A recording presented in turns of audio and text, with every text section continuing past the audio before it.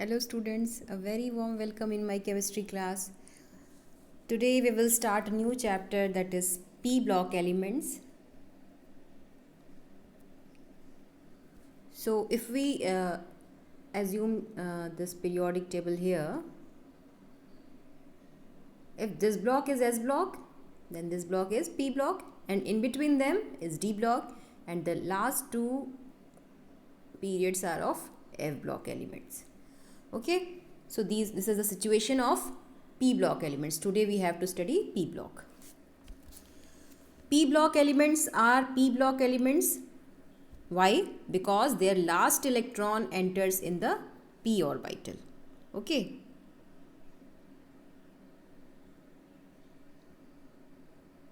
Their last electron enters in p orbital. That's why they are p block elements. So we know p orbital has three subshells. So p subshell has three orbital. Okay, p subshell has three orbital. What are that? p xy, p yz, p zx. हमने पढ़ा है ना बच्चों, p xy, p yz and p zx. ठीक है, ये तीन orbital हैं. One orbital can accommodate maximum 2 electron. So this three orbital can accommodate maximum 6 electron. ठीक है, तो 6 इलेक्ट्रॉन एंटर कर सकते हैं, मतलब एटॉमिक नंबर का इंक्रीज भी 6 हो सकता है ना. That's why p block element contains 6 blocks, 6 groups, 1 2 3 4 5, 1 2 3 4 5 and 6. These 6 groups are group S block is group 1 and group 2. In between 10 groups are for D block element. After that वो 10 का gap जो है, इसी की वजह से ये 1 और 2, 1 + 2 is 3, और उसमें आप 10 जोड़ दीजिए तो ये हो जाता है 13. ठीक है, तो हमारा जो अगला ग्रुप नंबर होगा 1 2 से अगर हम स्टार्ट करें तो 1 2 3 4 5 6 7 8 9 10 11 12 तक हमारा डी ब्लॉक खत्म हो जाता है, और हमारा जो पी ब्लॉक स्टार्ट होता है वो कहाँ से स्टार्ट होता है? ग्रुप नंबर 13 से.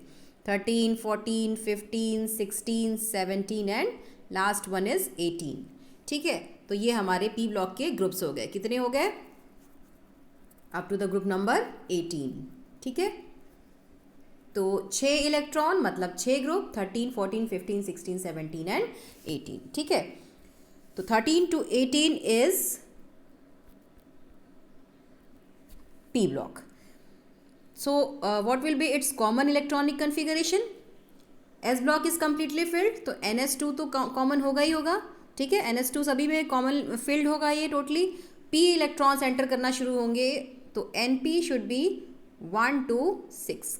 जो हमारा लास्ट ग्रुप होगा उसका इलेक्ट्रॉनिक कन्फिगरेशन np6 हो जाएगा, और मतलब ग्रुप नंबर 18, और जो ग्रुप नंबर 13 है उसका इलेक्ट्रॉनिक कन्फिगरेशन np1 हो जाएगा. तो 1 से लेकर के 6 तक इनका इलेक्ट्रॉनिक कन्फिगरेशन जाता है. ठीक है, लेकिन इनर कोर अगर हम देखें तो ग्रुप नंबर 1 और 2 के बाद अगर हम ग्रुप नंबर 3 देखें, तो ग्रुप नंबर 3 से हमारे डी ऑर्बिटल भी आना, group number 3 sorry group number कह रही हूँ मैं, पीरियड नंबर 3 से डी ऑर्बिटल भी इन्वॉल्व होना शुरू हो जाते हैं. ग्रुप नंबर 1 और ग्रुप नंबर 2 के बाद group number 3 sorry period number 3 से डी ऑर्बिटल भी आना स्टार्ट हो जाता है. Group number period number 1 is hydrogen and helium only. Period number 2 is lithium, beryllium, boron, carbon, nitrogen, oxygen, fluorine and neon. And period number 3 is starting from sodium, magnesium, and after that aluminium, silicon, phosphorus, sulfur, chlorine. ठीक है, and argon. लेकिन बीच में वो D का gap आना शुरू हो जाता है, और फोर्थ ऑर्बिटल से तो वैकेंट 3D ऑर्बिटल में इलेक्ट्रॉन्स भी फिल होना शुरू हो जाते हैं. फिर फिफ्थ पीरियड में 4D ऑर्बिटल में इलेक्ट्रॉन्स फिल होते हैं, और 6th पीरियड में 5D ऑर्बिटल में भी इलेक्ट्रॉन फिल होना शुरू हो जाते हैं. ठीक है, तो ये जो डी ऑर्बिटल्स का आना बीच में, this is creating difference in their physical property also. ठीक है, तो ऊपर के एलिमेंट्स जो फर्स्ट और सेकंड, फर्स्ट ग्रुप में तो कोई है ही नहीं, सेकंड ग्रुप में हमारे boron, carbon, nitrogen, oxygen, fluorine, इसके साथ बाकी के एलिमेंट्स का जो केमिस्ट्री है दैट विल डिफरेंट. ठीक है, तो इसके कई कारण होते हैं, ये हम लोग आगे भी देखेंगे. अभी we have just started the chapter. So what we have discussed, this situation of p block, how many blocks are there, how many groups are there, 13 to 18, ये सभी बातें आपको लिखनी है। कॉमन इलेक्ट्रॉनिक कन्फिगरेशन भी हमने डिस्कस कर लिया, ठीक है। Inner core of elements is different which is showing difference in their physical property, ठीक है। अब बात करते हैं ऑक्सीडेशन की। ऑक्सीडेशन स्टेट, तो ये जो ऊपर से नीचे जब भी हम जाएंगे तो किसी भी ग्रुप में नंबर ऑफ शेल्स ऐड होती जाएंगी, ठीक है। आयनिक साइज बढ़ता चला जाएगा, आयनाइजेशन एंथैल्पी कम होती चली जाएगी। तो ये जो इनर कोर डिफरेंस होने की वजह से फिजिकल प्रॉपर्टीज़ में कई तरह के डिफरेंसेस हमें मिलेंगे और मैक्सिमम ऑक्सीडेशन स्टेट में भी हमें डिफरेंस मिलेगा। मैक्सिमम ऑक्सीडेशन स्टेट जो है वो किसी भी ग्रुप की जो होती है वो होती है sum of s electron plus p electron. This is the maximum oxidation state of any group, ठीक है। तो sum of s electron and p electron, या इसी को हम लोग कह सकते हैं कि total number of valence electron, that is maximum oxidation state of any group. तो अगर हम ग्रुप 13, 14, 15 किसी की भी बात करें, मैक्सिमम ऑक्सीडेशन स्टेट अगर हम इस टेबल से देखना चाहें तो हमें मैक्सिमम ऑक्सीडेशन स्टेट यहाँ से दिखेगी, ठीक है। ग्रुप की जो मैक्सिमम ऑक्सीडेशन स्टेट है यहाँ देखिए, ग्रुप 13 की s और p को सम करिए +3, यहाँ ग्रुप 14 की s और p को सम करिए +4, यहाँ +5, +6, +7, +8, this is the maximum oxidation state, ठीक है। This is total number of valence electron also. और ऐसे भी अगर p ब्लॉक में हम किसी भी ग्रुप का मैक्सिमम ऑक्सीडेशन स्टेट और मिनिमम ऑक्सीडेशन स्टेट किसी भी ग्रुप का ऑब्टेन करना चाहें तो उसके लिए हमें कुछ नहीं करना है, ग्रुप नंबर में से आपको जस्ट 10 माइनस करना है, you will obtain the maximum positive oxidation state, ठीक है। और ग्रुप नंबर में से जब हम 18 माइनस करेंगे we will get the maximum negative oxidation state. तो आपको अगर पॉजिटिव ऑक्सीडेशन स्टेट चाहिए, हम नेगेटिव ऑक्सीडेशन स्टेट चाहिए, तो ग्रुप नंबर में से आपको 10 माइनस करना है तो you will get the positive oxidation state, और अगर आपने 18 माइनस किया you will get the negative oxidation state, ठीक है। तो ये हो गई ऑक्सीडेशन स्टेट की बात। Let me rub this.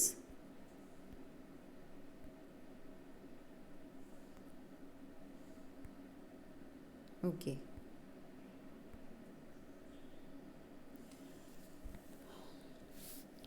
अच्छा, अब ऑक्सीडेशन स्टेट में फिर हमें डिफरेंस भी दिखना शुरू होता है। क्यों दिखना शुरू होता है? बिकॉज जब हम ग्रुप किसी भी ग्रुप में ऊपर से नीचे जा रहे हैं तो elements becoming heavier, they are becoming heavier, d electron भी इन्वॉल्व होना शुरू हो जाते हैं, ठीक है।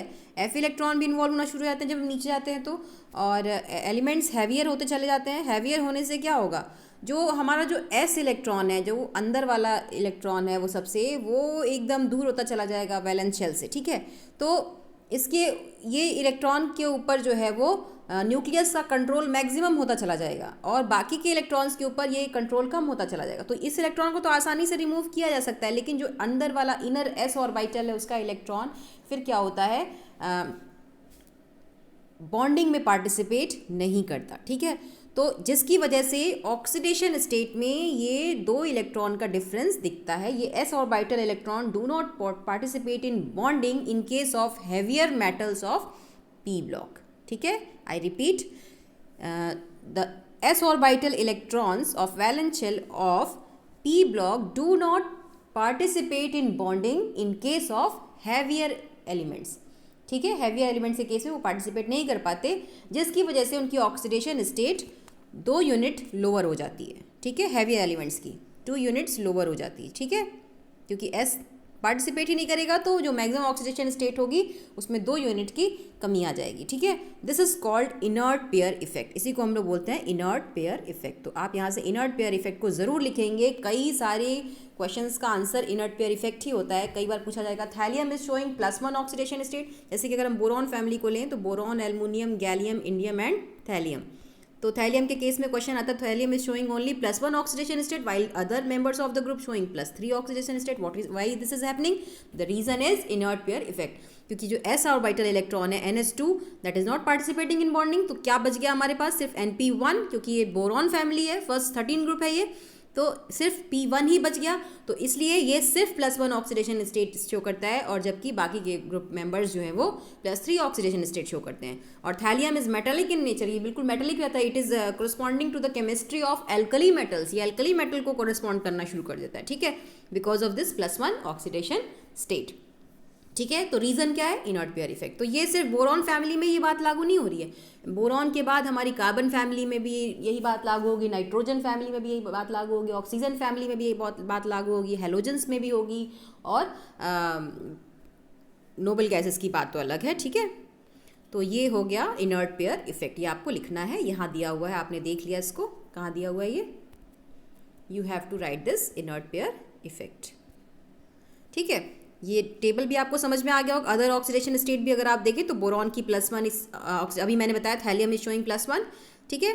कार्बन फैमिली में भी +2 है, एक तो ये इलेक्ट्रॉन रिमूव हो जाए, लेकिन ये इलेक्ट्रॉन रिमूव हो जाए, ये ना हो H2 वाले, तो +2 ऑक्सीडेशन स्टेट हो जाएंगे, ठीक है। और -4 यानी चारों दे भी सकते हैं इलेक्ट्रॉन, ठीक है।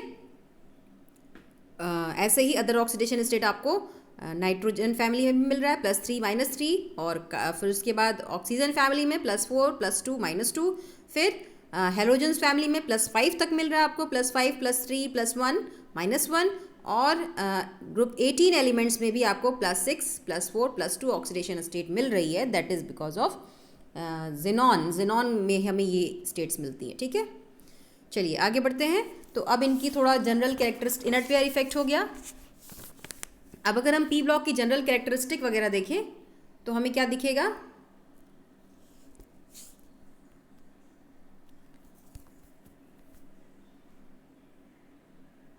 They are non metallic in nature. अगर हमने तो पूरा ग्रुप पीरियोडिक टेबल पढ़ रखा है ना, जब भी हम किसी पीरियड में लेफ्ट टू राइट मूव करते हैं तो जो हमारा आयनिक साइज है, एटॉमिक साइज है, that is becoming smaller, size छोटा होता जाता है ना, साइज छोटा होता जाता है। इसका मतलब लास्ट इलेक्ट्रॉन जो है वो ज़्यादा फोर्स से अट्रैक्टेड होता है टुवर्ड्स द न्यूक्लियस, तो यानी आयनाइजेशन एंथैल्पी क्या होती जाएगी, बढ़ती चली जाएगी। तो they have higher ionization enthalpy, यानी आपको इलेक्ट्रॉन रिमूव करने के लिए ज़्यादा एनर्जी देनी पड़ेगी, तो इलेक्ट्रॉन रिमूव करने की टेंडेंसी कम होती जाएगी, बल्कि इलेक्ट्रॉन एक्सेप्ट करने की टेंडेंसी इनकी क्या होती जाती है, बढ़ती जाती है। तो so they are electronegative in nature, ठीक है। नॉन मेटल्स, ये जो हमारा P ब्लॉक है, they are mostly non metals, ठीक है। ये नॉन मेटल्स हैं, क्यों? क्योंकि इलेक्ट्रॉन देने की टेंडेंसी नहीं है, इलेक्ट्रॉन एक्सेप्ट करने की टेंडेंसी है, ठीक है। They accept the electron, so they are electro negative in nature. Metals are electro positive in nature and they are electro negative in nature, ठीक है। और इनका मेटालिक कैरेक्टर घटता जाएगा और नॉन मेटालिक कैरेक्टर बढ़ता जाएगा, ठीक है। तो ये सारी बातें हमने पढ़ रखी हैं। Non metals and metalloids are existing only in P block element, ठीक है। In fact, the heaviest element of each P block is non-metallic in nature. Sorry, is the most metallic in nature, ठीक है। ये क्यों कहा गया? क्योंकि आप किसी भी ग्रुप में जब ऊपर से नीचे जाते हो तो शेल्स ऐड होती चली जाती है, चाहे वो S ब्लॉक हो या P ब्लॉक हो, शेल्स ऐड होती चली जाती है। इसका मतलब जो लास्ट इलेक्ट्रॉन है वो न्यूक्लियस से दूर होता चला जाता है, कम अट्रैक्टेड होता है, तो वो आसानी से रिमूव हो पाता है, ठीक है। तो मेटालिक कैरेक्टर, अगर हम किसी पीरियड में बात करें तो लेफ्ट टू राइट तो मेटालिक कैरेक्टर घटता है, लेकिन किसी भी ग्रुप में अगर हम बात करें तो मेटालिक कैरेक्टर ऊपर से नीचे बढ़ता है। तो P ब्लॉक में भी ऊपर से नीचे मेटालिक कैरेक्टर बढ़ेगा। इसीलिए मैंने अभी बताया ना थोड़ी देर पहले कि thallium is metallic in nature, ठीक है। Boron, aluminium, gallium, indium, thallium, ठीक है। इस ग्रुप में सबसे नीचे है थैलियम, तो थैलियम में मेटालिक कैरेक्टर है, ठीक है। तो मेटालिक कैरेक्टर इनका हेवियर मेटल्स का ज़्यादा होता है। So this change from non metallic to metallic character brings diversity in the chemistry of these elements, ठीक है। तो अभी आप एक तो नॉन मेटालिक से मेटालिक, आप अगर किसी पीरियड में मूव कर रहे हैं तभी ये मेटालिक से नॉन मेटालिक होते चले जा रहे हैं, और अगर इनके पर्टिकुलर पीरियड में भी आप इनके पर्टिकुलर ग्रुप में भी अगर आप मूव कर रहे हैं ऊपर से नीचे, तो ये नॉन मेटालिक से क्या होते चले जा रहे हैं, मेटालिक ऊपर से नीचे, ठीक है। लेकिन अगर हम पीरियड में मूव कर रहे हैं तो ये इधर से मेटल से हम मूव कर रहे हैं और इधर ये नॉन मेटालिक होते चले जा रहे हैं। तो अगर हम इधर मूव कर रहे हैं तो नॉन मेटालिक कैरेक्टर इंक्रीज हो रहा है, और अगर ऊपर से नीचे मूव कर रहे हैं तो क्या कैरेक्टर इंक्रीज हो रहा है, मेटालिक कैरेक्टर। तो इसी की वजह से इनकी प्रॉपर्टीज़ में बहुत सारे डिफरेंसेस मिलते जाते हैं, ठीक है।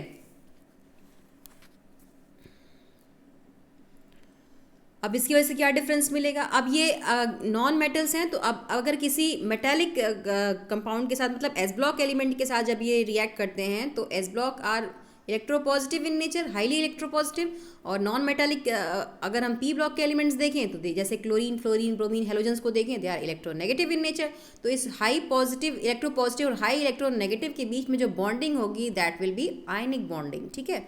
तो जब ये एस ब्लॉक से के साथ कंबाइन करेंगे दे विल फॉर्म आयनिक बॉन्डिंग, क्योंकि इनमें इलेक्ट्रोनेगेटिविटी का डिफरेंस बहुत हाई है। इलेक्ट्रोनेगेटिविटी काई से रिप्रेजेंट करते हैं ना, इलेक्ट्रोनेगेटिविटी का डिफरेंस बहुत हाई है, जिसकी वजह से आयनिक बॉन्ड बनाएंगे। लेकिन जब ये आपस में बॉन्ड बनाएंगे, जैसे कि क्लोरीन क्लोरीन हुआ, नाइट्रोजन ऑक्सीजन हुआ, या ऑक्सीजन ऑक्सीजन हुआ, तो जब ये आपस में बॉन्ड या कार्बन के बॉन्ड्स हुए, तो ये आपस में जब बॉन्ड बनाएंगे तो दे आर नॉन मेटालिक। इनके बीच में इलेक्ट्रोनेगेटिविटी का डिफरेंस बहुत कम है, ठीक है। इलेक्ट्रोनेगेटिविटी का डिफरेंस कम होने की वजह से दोनों में झगड़ा बराबर का होगा, तो दोनों ही एक दूसरे को इलेक्ट्रॉन शेयर करेंगे and they will form covalent bond, ठीक है। तो इनके जो कंपाउंड्स होंगे they are covalent compound. P block के कंपाउंड्स जो होंगे आपस में इलेक्ट्रॉन की शेयरिंग करके जो ये बॉन्ड बनाएंगे that will B covalent bond. लेकिन अगर ये एस ब्लॉक के साथ बनाते हैं तो ये हो जाएगा हमारा, कौन सा बॉन्ड होगा ये, this will be ionic bond, ठीक है।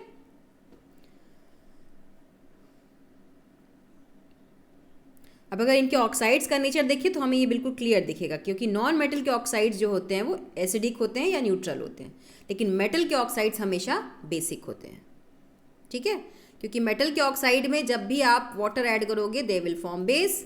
सोडियम हाइड्रोक्साइड एल्कली बनाते हैं ना वो, sodium hydroxide, barium hydroxide, calcium hydroxide, magnesium hydroxide, ये सारे क्या हैं, बेसिक हैं, they are basic in nature. लेकिन जो नॉन मेटल के ऑक्साइड्स होते हैं, जैसे कि कार्बन डाइऑक्साइड, सल्फर, ये नॉन मेटल है ना, सल्फर डाइऑक्साइड या नाइट्रोजन डाइऑक्साइड, ये जब भी आप इनका वाटर के साथ सोल्यूशन बनाओगे they will form acid. So non metal के ऑक्साइड्स क्या होते हैं, they are acidic in nature और कई बार न्यूट्रल भी होते हैं। लेकिन जैसे यहाँ कार्बोनिक एसिड बनेगा H2CO3, यहाँ सल्फ्यूरिक एसिड बनेगा H2SO4, यहाँ नाइट्रिक एसिड बनेगा HNO3, या नाइट्रस एसिड बनेगा HNO2, तो ये जो है they are acidic in nature. ये बातें हमने 10th में पढ़ रखी हैं, ठीक है। अब बात करते हैं फर्स्ट मेंबर की। किसी भी ग्रुप का जो फर्स्ट मेंबर होता है they are having some anomalous property. तो हमारे पी ब्लॉक में भी जो फर्स्ट मेंबर्स हैं they are having anomalous property. यहाँ कौन है, बोरॉन, यहाँ कार्बन, यहाँ नाइट्रोजन, यहाँ ऑक्सीजन, यहाँ फ्लोरीन और यहाँ नियॉन। तो ये इनकी केमिस्ट्री जो है वो बाकी से थोड़ा सा डिफरेंट शो करती है। इसका एक रीज़न तो मैंने आपको एस ब्लॉक में ही बता दिया था, क्या है वो, because of high charge size ratio. High charge size ratio है, या हाई, इसी को हम लोग बोलते हैं हाई पोलराइजिंग पावर, ठीक है। या इसी को हम अगर दूसरे टर्म्स में बोले तो स्मॉल साइज इनका बहुत छोटा होता है, ठीक है। सबसे पहला एलिमेंट है तो साइज़ तो छोटा है, लेकिन चार्ज साइज रेशियो इसी वजह से हाई हो जाता है, क्योंकि चार्ज सब पे बराबर है और साइज़ छोटा है, तो ये क्वांटिटी पूरी बड़ी हो जाएगी, इसी को पोलराइजिंग पावर बोलते हैं। तो इसकी वजह से एक तो इनका एनॉमलस प्रॉपर्टी होता है, और दूसरा रीज़न आपको मैं और बताती हूँ। इसके लिए हम लोग पहले चलते हैं पीरियोडिक टेबल पे।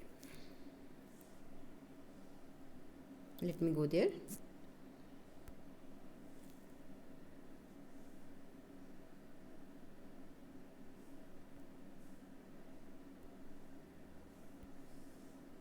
This is our periodic table. तो यहाँ पे अगर हम देखें तो अगर हम फर्स्ट ग्रुप और सेकेंड ग्रुप को ध्यान से देखें, फर्स्ट ग्रुप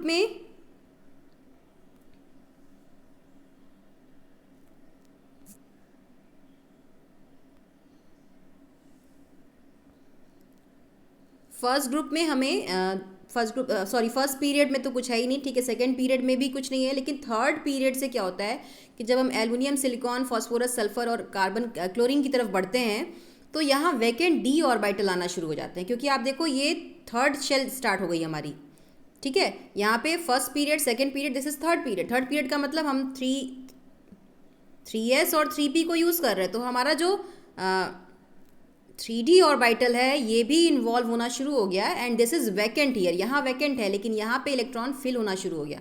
तो ये जो वैकेंट डी ऑर्बिटल हैं इसकी वजह से भी डिफरेंसेस क्रिएट होते हैं, ठीक है। तो वैकेंट डी ऑर्बिटल होने की वजह से जो हमारा aluminium, silicon, phosphorus, sulphur, chlorine है ये डी ऑर्बिटल के साथ भी पाई बॉन्डिंग कर पाता है, ठीक है। तो जो हमारे ऊपर वाले एलिमेंट हैं boron, carbon, nitrogen, oxygen, fluorine और नियॉन, ये सिर्फ आपस में ही पाई बॉन्ड बना पाएंगे, ठीक है। एस ऑर्बिटल तो इनका इन्वॉल्व होगा तो दे विल फॉर्म सिग्मा बॉन्ड, लेकिन इसके अलावा ये पाई बॉन्ड भी बनाते हैं।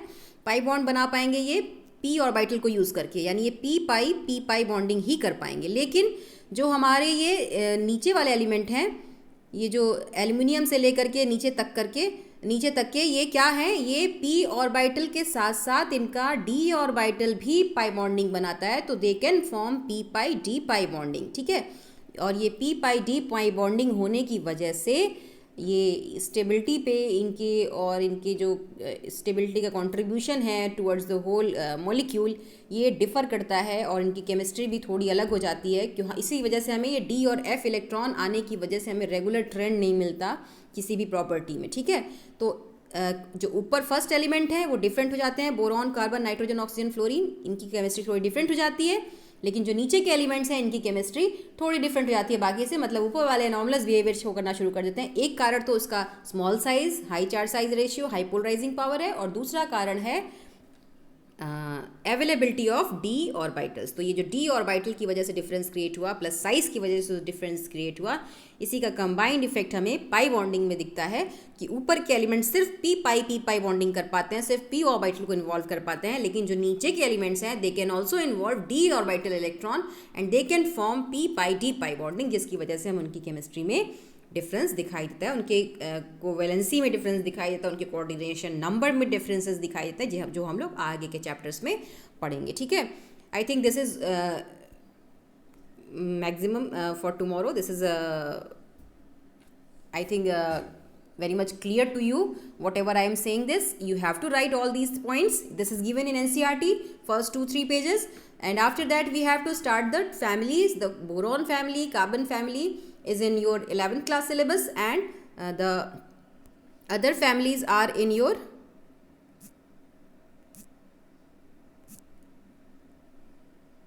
let me go there where I was. The other families are in your, I'm sorry, it's like nitrogen family and other oxygen family, halogens family, and the last, that is noble gases. These are all included in your class 12 chapter. So here we will study only the boron family and the carbon family in this class, ठीक है। So tomorrow I will discuss the boron family and carbon family individually, and after that our p block elements will be over.